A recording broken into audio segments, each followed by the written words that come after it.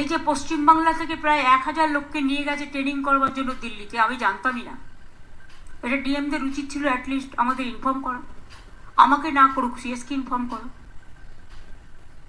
আপনারা বিএলও যেসব লিস্ট করেছেন, বিএলওদের কাছে আমার অনুরোধ থাকবে ভোটার লিস্ট থেকে কারো নাম যেন বাদ না যায় সেটা দেখার।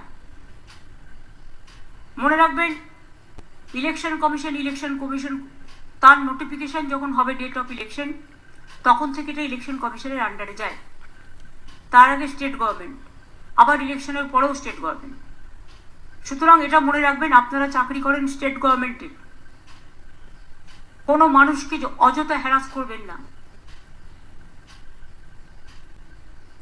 যদিও আজকে কেস আছে বলে ডিটেলস আমি বলছি না,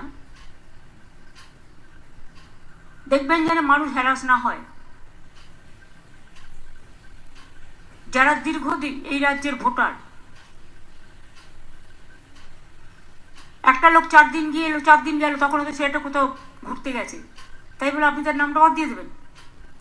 আপনাকে দেখতে হবে তার অরিজিনাল অস্তিত্ব আছে কিনা।